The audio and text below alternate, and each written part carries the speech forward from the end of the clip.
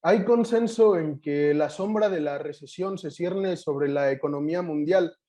Recientemente, los dos organismos internacionales más importantes en materia de proyección de la economía, el Fondo Monetario Internacional y el Banco Mundial, publicaron sendos documentos sobre las perspectivas de la economía mundial. Los dos llamaron la atención sobre la disminución de las tasas de crecimiento de la economía para el próximo año, así como la tendencia al alza de la inflación. Coinciden también en que los factores que inciden en estas tendencias son, por ejemplo, la guerra en Ucrania, la persistencia de los efectos del COVID-19, así como la incertidumbre provocada por la inflación y el alza de interés, el alza de la tasa de interés. Creo que el costo más grave de la perspectiva que se abre es el de la pobreza. El incremento del precio de los alimentos y los energéticos cobra sus presas entre los millones de hogares más pobres y más vulnerables. Los gobiernos, por su parte, no parecen capaces de hacer frente ante la magnitud del problema de desempleo, pobreza y hambre que se avecina. Hoy, en Lo Marginal en el Centro, para analizar esta cuestión, nos acompaña la doctora Alejandra Macías. Ella es doctora en políticas públicas por el Instituto Tecnológico de Estudios Superiores de Monterrey. Ella es economista por la Universidad de las Américas de Puebla y especialista en desarrollo social y directora ejecutiva del Centro de Investigación Económica y Presupuestaria, CIEP. Hola Alejandra, gracias por aceptar la invitación de Lo Marginal en el Centro. No, muchísimas gracias a ustedes por la invitación y bueno, dejo un saludo para ti, para CEMES y para todo el auditorio. Muchas gracias, es un gusto que estés hoy aquí con nosotros, pero también vuelve el día de hoy con nosotros la doctora Vania Sánchez Trujillo. Ella es doctora en Economía por la Universidad Autónoma de Barcelona y maestra en Economía por el Colegio de México. También es directora del Centro Mexicano de Estudios Económicos y Sociales, CEMES. Hola Vania, bienvenida. Gracias, es un gusto participar. Te saludo a ti, a Alejandra. Buenas noches. Bienvenidas las dos y bienvenidas todos y todos a Lo Marginal en el Centro. Habría hoy, hace unos días, el New York Times con un titular que decía: la primera deflación global comenzó y no se sabe qué tan grave será. La crisis parece inminente, ya está acá y parece que nos aproximamos a los peores escenarios. Quiero comenzar contigo, Alejandra.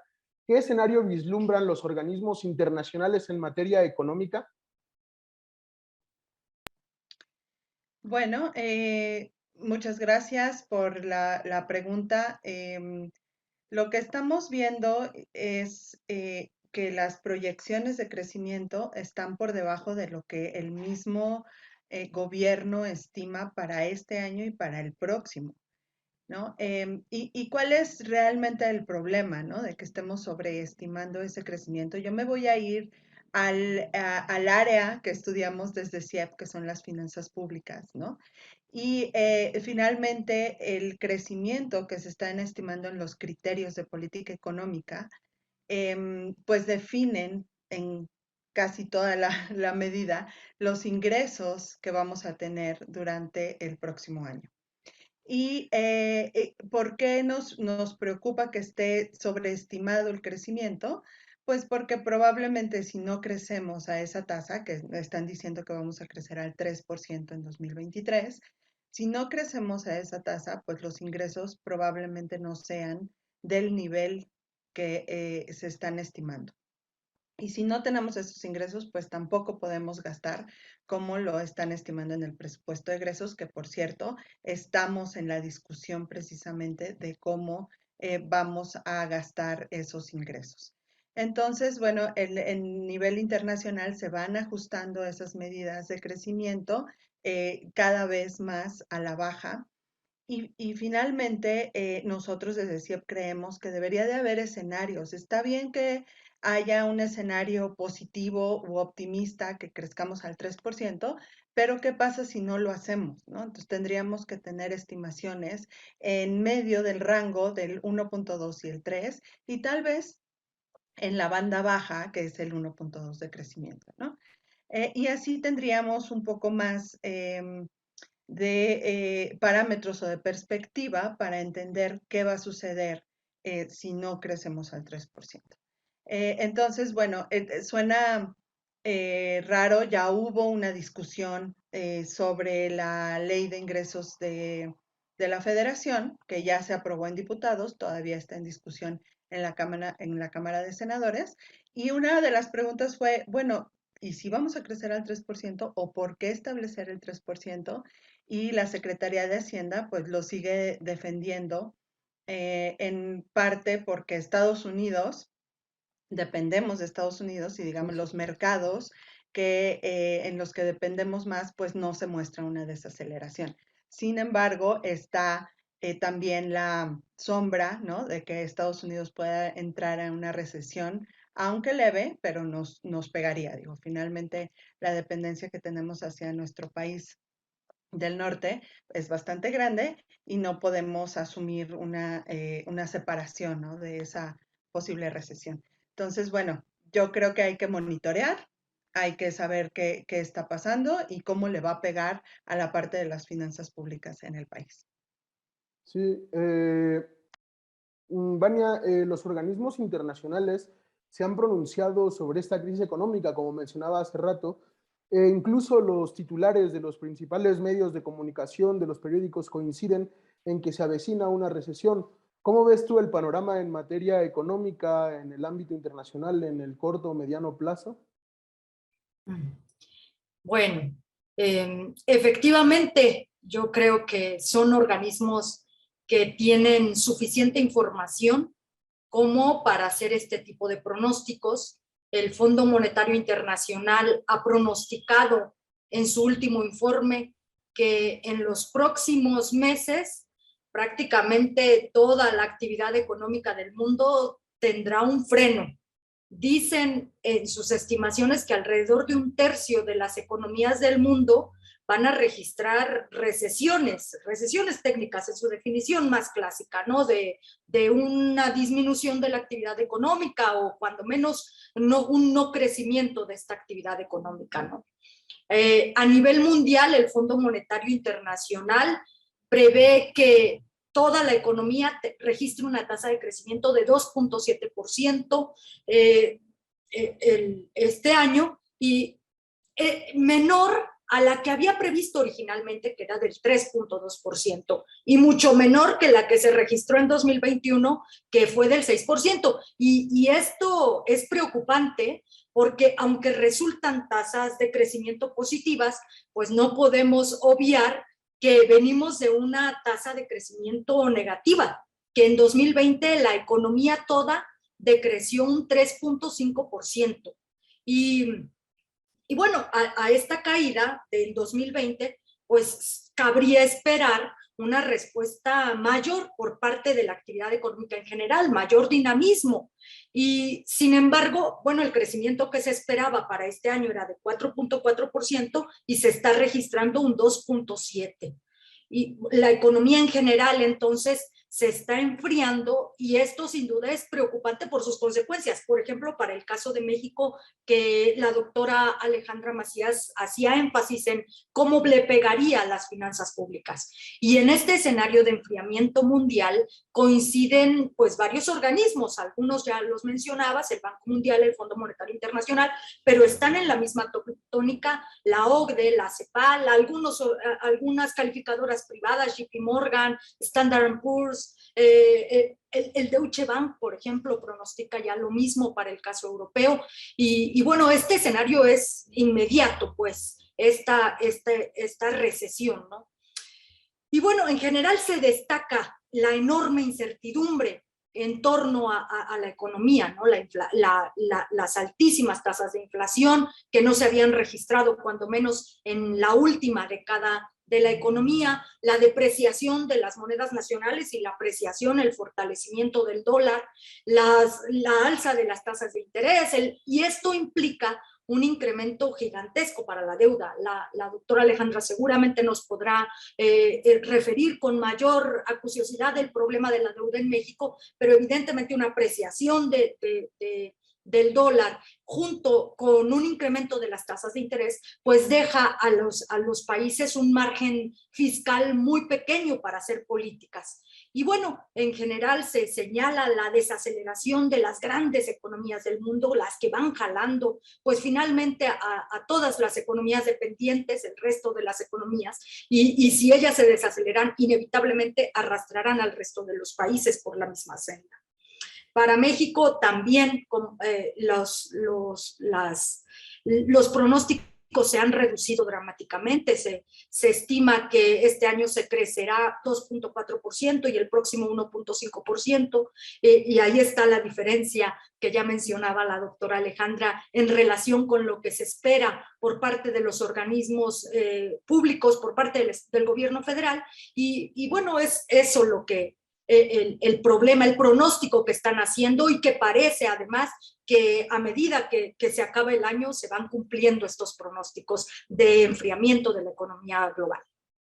Sí, en este segundo bloque quería preguntar un poco sobre las causas más inmediatas de la recesión económica en el mundo. Entonces, Alejandra, hablando acerca de los especialistas que tocan esta cuestión de la inminencia de la crisis económica que nos acompañará, por ejemplo, todo 2023, ¿cuáles son las causas posibles que nos ayuden a explicar esta crisis? ¿Existe alguna relación, por ejemplo, con el conflicto ruso-ucraniano? ¿Hay una relación con la pandemia del COVID-19? ¿O cómo ves tú este problema? Bueno, a mí me parece que son varias las razones, ¿no? Definitivamente el conflicto entre Ucrania y Rusia es uno de los factores que ha hecho que el mercado de los energéticos, ¿no? Sea, sea muy complicado. Obviamente es mayor el efecto en Europa que de este lado del mundo, pero aún así el efecto más inmediato es los cambios en los precios del petróleo, ¿no? Que si bien podríamos decir que es bueno para México porque es exportador de petróleo y productor de petróleo, también hay que recordar que nosotros importamos las gasolinas, ¿no? O sea, exportamos un insumo, pero al final importamos gasolinas.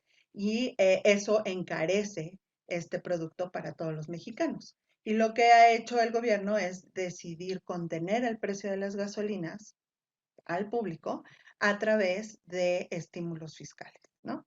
Estímulos al IEPS a gasolina. Y eso, pues hay que recordar que cualquier política que tenga que ver con recursos públicos son recursos de todos los mexicanos, ¿no? Entonces, bueno, esa es la parte como internacional del conflicto Ucrania-Rusia, pero también son efectos de la detención de la oferta en general a nivel global, ¿no? Que hace que los precios estén en aumento y que no encontremos una fórmula para detener ese aumento en la inflación, ¿no? En parte se ha contenido, y no lo niego, por el uso de estos estímulos al IEPS a la gasolina, pero lo que vemos en alimentos es impresionante, ¿no? Si van aumentando mes con mes el precio de la canasta básica, por ejemplo, y pues eso le pega a la gente más pobre. Entonces habría que entender cómo este uso de recursos para contener el precio de la gasolina le está ayudando en verdad a la población más vulnerable o no. Los estudios dicen que es una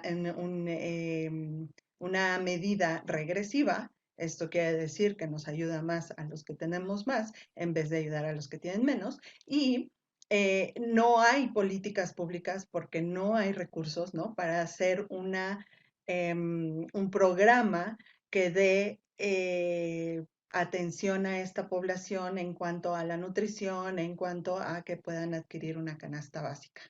Y en ese sentido, pues me parece que el gobierno no ha tenido la mejor respuesta ni en la pandemia ni ahora que estamos enfrentando variables tan complicadas como la inflación.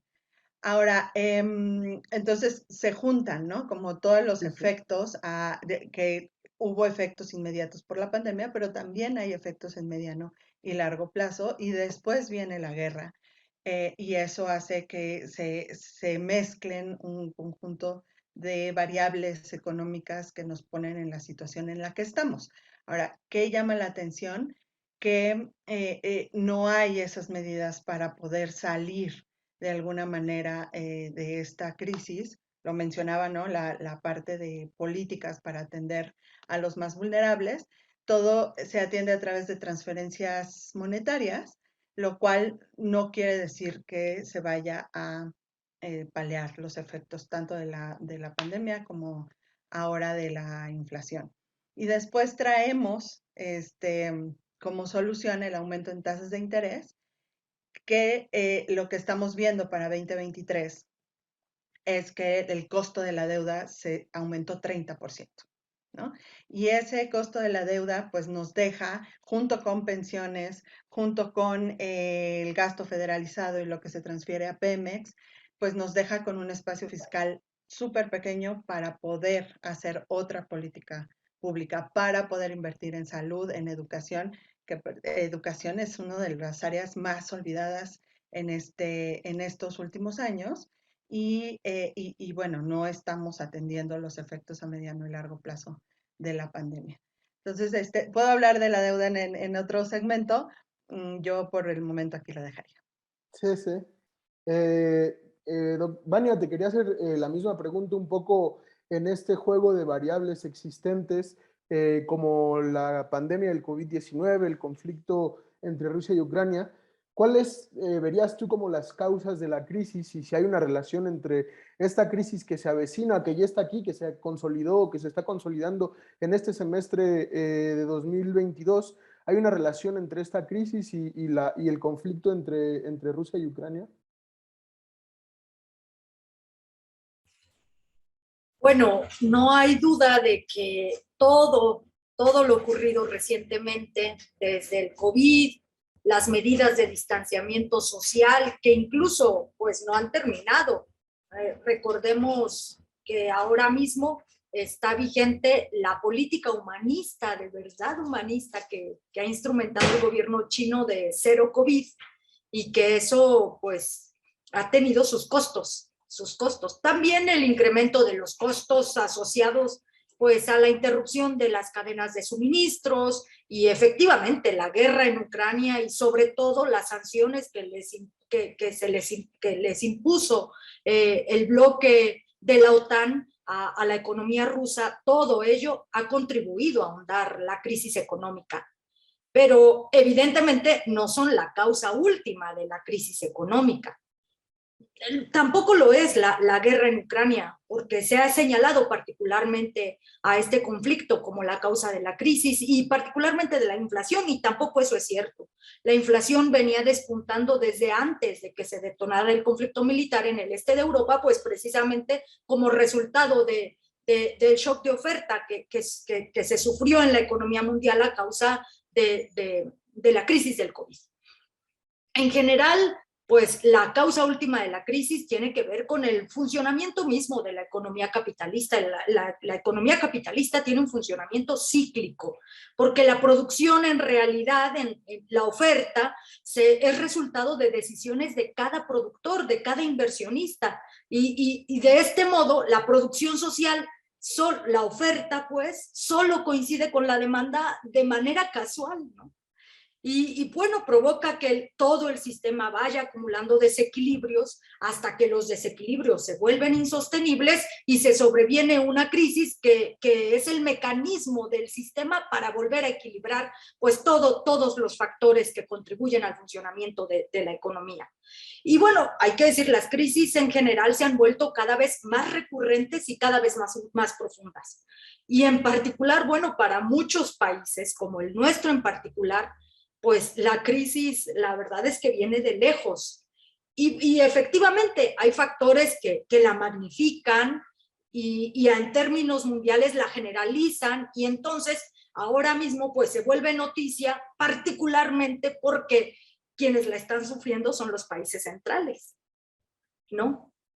Como se mencionaba antes, las recesiones las van a sufrir los Estados Unidos, la Unión Europea, los países que forman parte de la Unión Europea, algunos más que otros. Alemania, hoy leía una noticia que incluso por primera vez, creo que en la historia reciente, Francia le había tenido que transferir gas a Alemania porque la crisis energética provocada es así directamente, pues por el conflicto en Ucrania, pues sí le está pasando factura a la economía europea, ¿no? Y bueno, ahora particularmente también las crisis tienen esta característica de volverse más profundas, más recurrentes, pues precisamente por la instrumentación de políticas económicas de corte neoliberal que han tenido un impacto fundamental sobre la distribución del ingreso en contra de la gran mayoría de la población. Y eso pues ha provocado una importante problema social y económico en materia de descompensar, pues de abrir una brecha cada vez más grande entre la demanda y la oferta de productos. De modo que, en suma, la crisis no tiene como causa directa estos factores, pero sí han contribuido a magnificarla y a generalizarla por todo el mundo. Sí, justo hace algunos días leía un artículo de Álvaro García Linera que hablaba precisamente del signo de nuestro tiempo, de la crisis de nuestro tiempo, en donde el malestar de las naciones periféricas, el malestar de las extremidades del sistema capitalista ahora también se manifestaban en el centro, un poco hablando de esta problemática que mencionabas, Vania. Pero quería terminar con ese tercer bloque, Alejandra, preguntándote un poco por lo que habías dejado anteriormente en el tintero, pero también te quería preguntar si la crisis económica pegará a todos por igual, ¿qué países y sectores serán los más afectados y si hay algunas medidas que se puedan instrumentalizar para soportar esta recesión? Yo creo que las crisis nunca nos pegan por igual, ¿no? Hay quienes estamos más preparados para enfrentar crisis y hay quienes nunca están preparados para enfrentar estas crisis, ¿no? Y esas personas, como lo comentaba la doctora Vania, pues son las más desprotegidas, ¿no? Esta falta de redistribución de la riqueza hace que sectores muy amplios estén poco preparados para enfrentar esto, ¿no? Desde la pandemia, desde inflaciones altas, desde falta de financiamiento para derechos básicos como son la educación, como son la salud, ¿no? Que son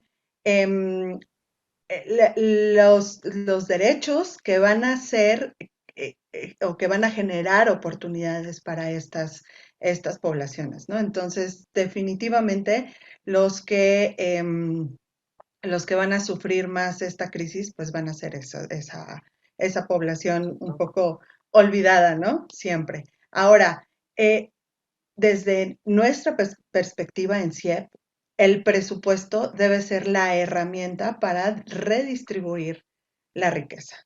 Y eso no está sucediendo, ¿no? O sea, no está sucediendo por más programas de transferencias directas que hagas, no están focalizadas, la eficiencia del gasto queda un poco pendiente, ¿no? De poder analizarla.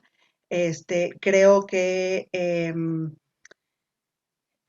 tenemos gastos comprometidos dentro del presupuesto muy altos que generalmente están dirigidos a las personas no pobres, ¿no? No voy a decir a las más ricas, pero sí no pobres. Deciles entre 6, 7, 8, 9, y no llegan a las personas que más lo necesitan. Para eso necesitas una estrategia, una planeación y una política pública que realmente está enfocada a los más vulnerables y a los más pobres. Y eso no lo tenemos ahorita.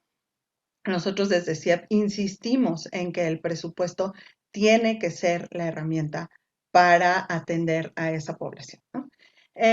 Ahora, tenemos una inequidad actual, que es la que estamos hablando, ¿no? Las personas que más van a sufrir la crisis van a ser las más pobres. Pero no estamos hablando de la inequidad intergeneracional, y ahí me voy a ir a la deuda, ¿no? Sí. Finalmente, el desequilibrio presupuestal que tenemos, que para 2023 va a ser de 1.2 billones, ¿no? No es poquito, y es uno de los déficits presupuestarios más altos que hemos visto. Entonces, eso es endeudamiento, y eso se va a sumar a la deuda. Nos dicen, bueno, el indicador de deuda, que es el total de la deuda sobre el PIB, se mantiene estable. Claro, si el PIB va aumentando, pues más o menos se va a mantener estable. Pero en términos nominales y en términos por persona, la deuda va creciendo. Y para 2024 vamos a estar gastando como 120,000 pesos por persona en deuda, ¿no? Y eso quiere decir desde el niño que acaba de nacer hasta el adulto mayor. Y si vamos haciéndolo para los siguientes años, quiere decir que hay niños que van a nacer endeudados. Entonces, ahí ya tenemos una inequidad de decisiones que se están tomando en este momento, que no las vamos a pagar nosotros. Digo, igual nos toca un ratito a nosotros, ¿no? Pero no estamos pensando en la siguiente generación. Y eso es con deuda, eso es con pensiones, eso es con cambio climático, eso es con la falta de inversión en las primeras infancias. Entonces tenemos que despertar esa conciencia de que las decisiones que se toman hoy tienen implicaciones a mediano y largo plazo, y que las crisis que estamos viviendo ahora, además de que los más vulnerables son los que van a sufrir, también lo van a sufrir las siguientes generaciones. La falta de aprendizaje, la falta de derecho en salud, la falta de inversión en primeras infancias, pues le va a pegar a las siguientes generaciones, y también nos va a pegar como país, porque ellos son la fuerza que va a hacer que nos desarrollemos. Y si no le invertimos a toda la población, a la más vulnerable y a la más joven, va a ser muy difícil que pues nos desarrollemos, crezcamos y tal. Y la otra es la falta de gasto en infraestructura, en inversión, ¿no? Es la más baja en los últimos 10 años. Se invierten, la mayoría de ese gasto en inversión va a Pemex, de repente no sabemos en qué están gastando. Entonces necesitamos entender mejor hacia dónde se va ese gasto de inversión, que además de bajo es opaco. Y eso sería. Gracias. Sí, muchas gracias. Mucha claridad en esta explicación sobre esta cuestión que me parece que es muy importante. Y quería preguntarte prácticamente la misma pregunta, Vania, pero en otra dirección. ¿Hay sectores específicos de la población que ya nos dijeron que sí, que se verán más afectados por la recesión? Pero ¿por qué y cómo se verán afectados estos sectores de la población? ¿Y qué medidas se pueden implementar dentro de los gobiernos para contener el problema que parece que ya está aquí, que es inminente? Sí, bueno, más o menos en la misma dirección. Efectivamente, los costos, sobre todo de las crisis, no se distribuyen de manera igual, ¿no? La falta de crecimiento económico, pues se traduce en general en falta de empleos, la inflación en caída de los salarios reales, el incremento de las tasas de interés, en el incremento de la deuda, pues de los deudores, de los acreedores, entre los que se cuentan los estados, como mencionaba la doctora Alejandra, y bueno, todo esto pues acaba afectando particularmente al grupo de países más dependientes, más endeudados, más periféricos, y bueno, y que tienen menor cantidad de recursos, que es en realidad en lo que consiste estar preparado o no para la crisis, ¿no? A los trabajadores y a sus familias, a las poblaciones más jóvenes, porque les será también más difícil insertarse en el mercado de trabajo, y eso tiene costos importantes que se distribuyen luego a lo largo de toda la vida laboral de las personas. En general, tanto los países pues pobres y los trabajadores y sus familias, y particularmente las generaciones más jóvenes, pues son los que siempre cargan con los costos más grandes de las crisis. Entre las regiones, pues se menciona América Latina como una región pues que sí sufrirá particularmente los estragos de esta recesión mundial. En América Latina ya más o menos se estima que alrededor del 40% de la población ya vive en condiciones, en situación de pobreza. 20 millones de latinoamericanos entraron en esta condición solo como resultado del COVID. Y además la CEPAL estima que alrededor de 8 millones van a padecer o entrarán en situaciones de pobreza, en un deterioro de su alimentación como resultado de la inflación nomás. Y todo esto sin crecimiento económico pues implica una condena a vivir en estas condiciones de pobreza, de carencias. Y bueno, es que destaca por otro lado las noticias de corporativos que rompen sus récords de ganancias en estos años, ¿no?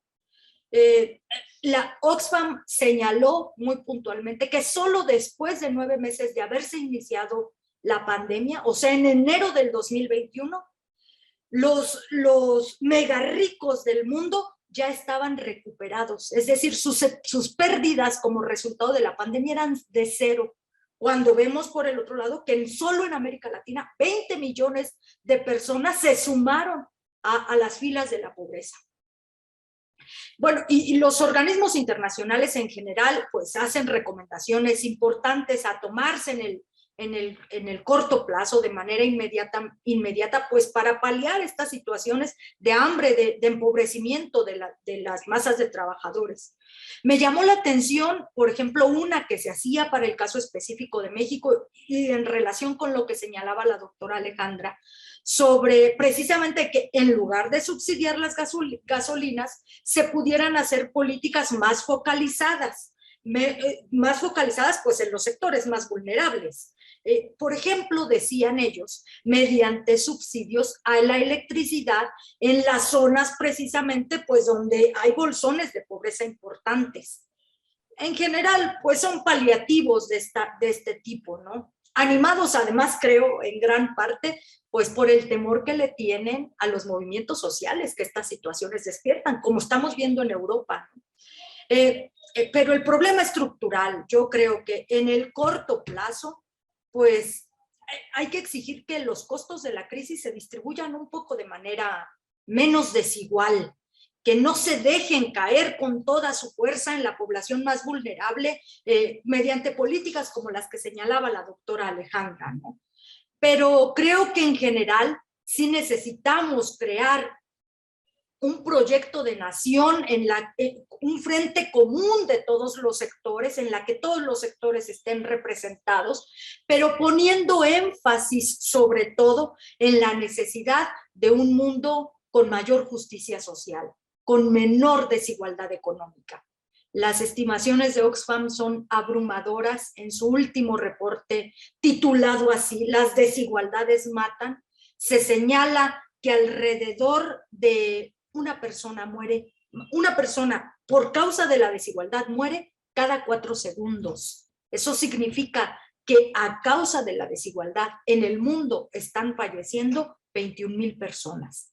De modo que la necesidad de construir un mundo más justo, mejor para todos, es urgente. Y en esa tarea pues tenemos que ir todos como un frente común, pero a la bandera, sin duda, pues la fuerza que representan las mayorías que son las que padecen este mundo.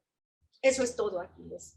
Sí, muchas gracias. Creo que en este panel un poco las perspectivas del futuro parecen un tanto sombrías y todo parece ser una mala noticia. Sin embargo, en una entrevista reciente que le hicieron al pensador marxista David Harvey, él retomó las propuestas que había tomado Roosevelt en el New Deal de Xi Jinping de dirigir la economía hacia 3 asuntos esenciales: que todos tengan una casa y un entorno decente, que todos tengan acceso a una educación gratuita y de calidad, y que tengan atención universal sanitaria, que la única forma de salir de estas crisis es avanzar hacia lo público. Tal vez esas sean las tareas de los estados en las circunstancias actuales, pero tal vez también lo estén olvidando. Muchas gracias, doctora Alejandra, por haber aceptado la invitación. Muchas gracias, Vania, también por haber participado hoy. Gracias a todas y a todos los que siguen la transmisión. Nos vemos en próximas emisiones de Lo Marginal en el Centro. Buenas noches. Buenas noches. Gracias.